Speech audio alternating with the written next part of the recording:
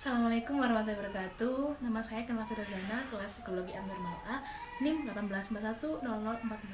Nah, di sini saya akan sedikit menjelaskan tentang gangguan psikosomatik di tengah pandemik COVID-19. Virus corona kini tengah menjadi perhatian dunia, yang mana wabah virus corona ini disebut berasal dari kota Wuhan, Cina. Wabah tersebut diduga berasal dari hewan yang hidup dijual di pasar Hanan, Cina.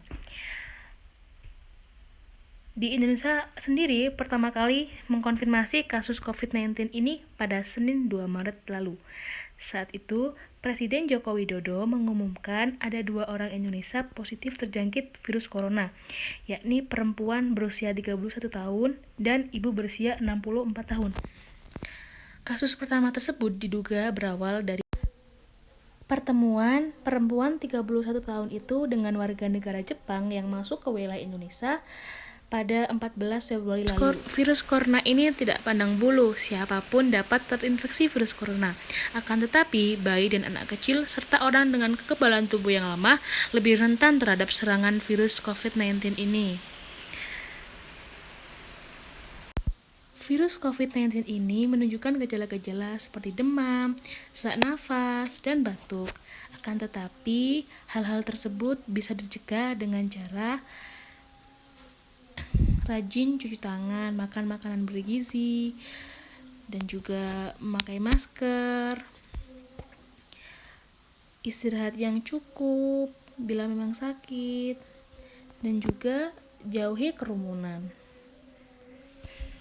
Di tengah pandemi COVID-19 ini, informasi mengenai wabah COVID-19 ini memadati situs pemberitaan dan media sosial.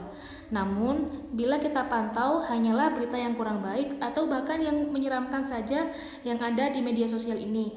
Hal ini bisa berpengaruh pada kondisi mental dan memicu timbulnya keluhan fisik yang bisa disebut dengan gangguan psikosomatik. Lantas, apa sih gangguan psikosomatik itu? Gangguan psikosomatik bisa diartikan sebagai keluhan fisik yang disebabkan atau diperparah oleh karena pikiran atau emosi. Biasanya kondisi ini berawal dari stres, cemas, takut, atau depresi. Namun jangan salah, walaupun berasal hanya dari pikiran dan emosi, bukan berarti keluhan fisik yang ditimbulkan itu tidak nyata. Pada gejala psikosomatik, penderita benar-benar bisa merasakan keluhan fisik yang sesungguhnya dan membutuhkan pengobatan sama halnya dengan penyakit lainnya.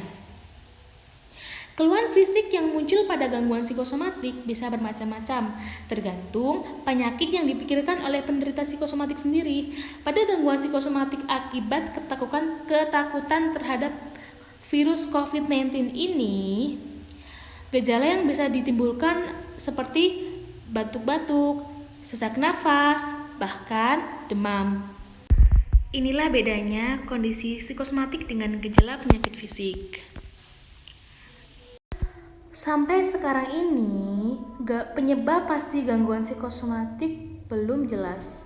Tetapi ada beberapa hal yang diduga berkaitan dengan munculnya reaksi ini.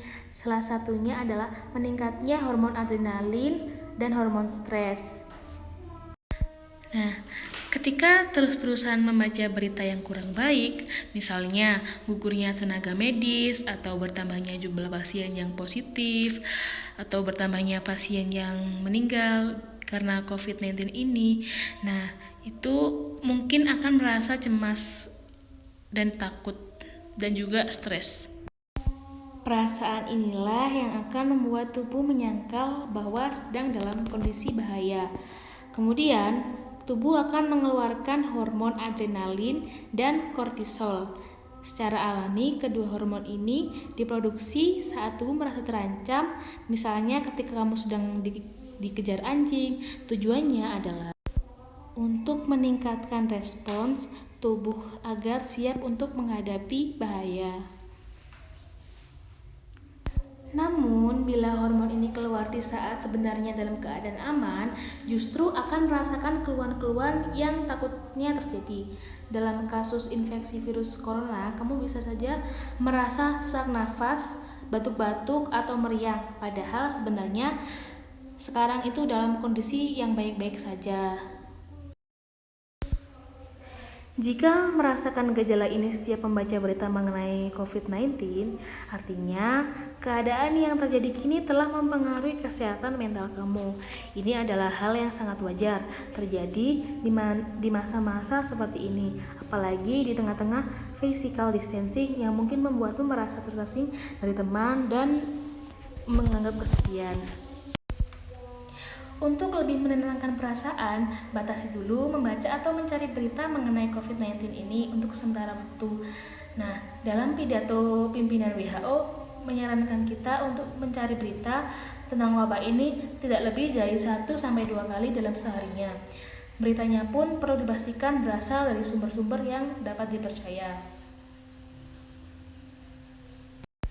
Daripada mendengar atau membaca informasi yang tidak jelas kebenarannya, lebih baik untuk fokus menerapkan langkah pencegahan dan melakukan aktivitas positif di dalam rumah. Misalnya, melakukan meditasi, mengobrol dengan teman melalui telepon, konsumsi makanan bergizi, berolahraga, berjemur, dan juga tidur yang cukup. Gejala psikosomatik bisa membuat kamu merasakan keluhan-keluhan yang hampir mirip dengan gejala COVID-19 di saat kamu sebenarnya baik-baik saja. Namun tidak ada salahnya untuk mengecek kondisi kesehatan secara berkala, misalnya dengan mengukur suhu tubuh menggunakan termometer ketika kamu merasa meriang.